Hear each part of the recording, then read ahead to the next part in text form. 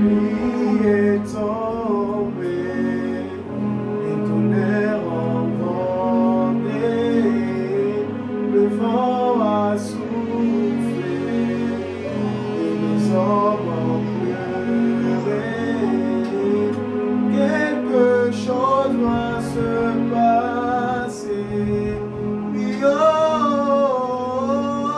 car Jésus n'a pas encore dit son dernier mot.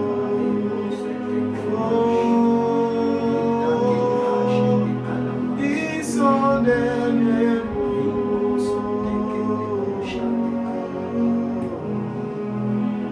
Béni sois-tu. Tu règnes à jamais.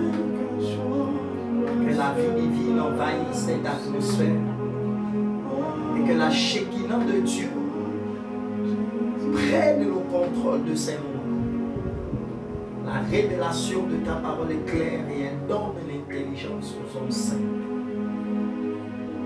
Béni sois-tu.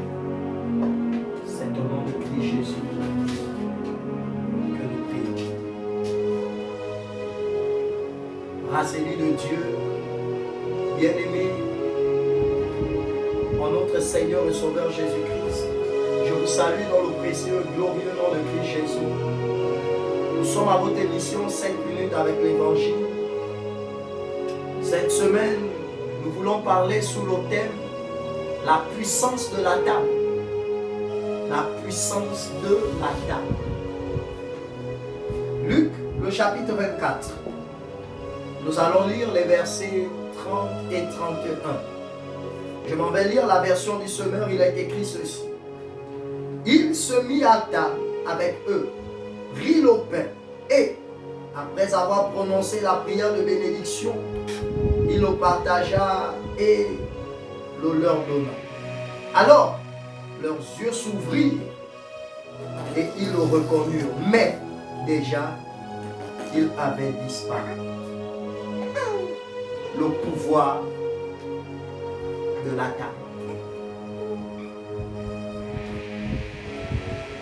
Le maître va dire dans Jean chapitre 6, mes paroles sont esprit et vie.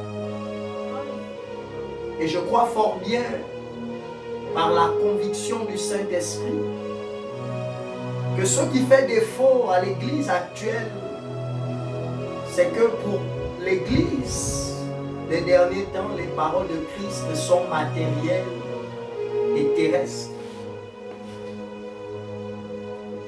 L'Église a désacralisé ce qui était sacré. L'Église a enlevé le spirituel à ce qui est mis à part. L'Église a ignoré, piétiné au pied le mystère des symboles.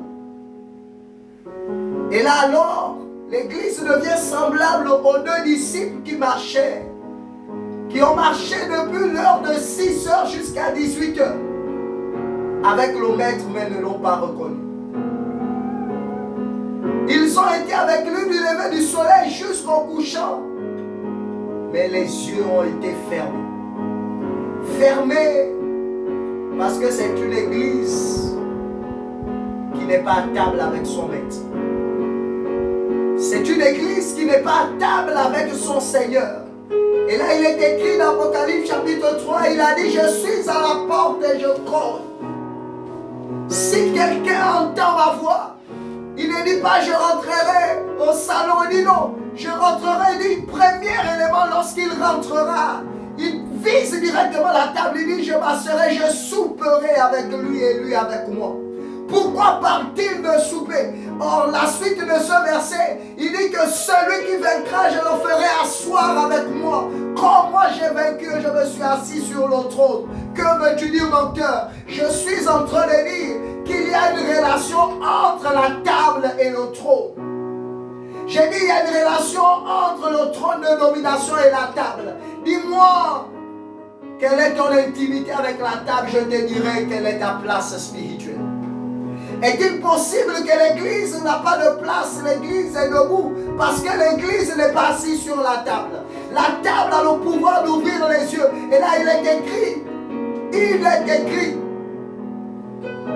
que c'est au moment de la fraction du pain. Et là, leurs yeux se sont ouverts. Est-il possible que chaque dimanche, ou alors que le Saint-Esprit, selon que le Saint-Esprit se révèle dans les assemblées, est-il possible que ce soit seulement le pain de boulanger que nous partageons? Comment l'Église est-elle toujours aveugle? Comment la puissance de la table n'a-t-elle pas d'effet en nous? Et là, il est écrit dans le livre de Luc, chapitre 19, il y avait un certain publicain au nom de Zachée.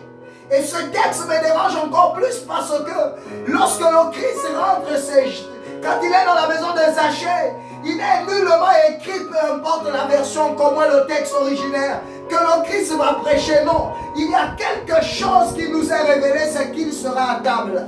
Et alors qu'ils sont à table en train de partager une nourriture ordinaire, mais qui a l'impact surnaturel.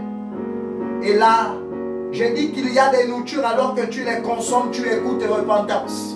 J'ai dit il y a des nourritures alors que tu les consommes, tu écoutes nouvelle naissance. Il y a des nourritures alors que tu les consommes, tu écoutes transformation, tu écoutes métamorphose, tu écoutes réorientation, tu écoutes guérison. Sachez écouter repentance. Est-il possible que ce que nous consommons, qui est le corps du Christ, au lieu d'être un aliment, ça devient une parole? Il est écrit dans Deutéronome et dans Luc chapitre 4 que l'homme ne se nourrira pas seulement de pain, mais aussi de toute parole. Que veux-tu dire, docteur? Je suis en train de dire, selon le monde spirituel, il y a liaison entre pain et parole. My God.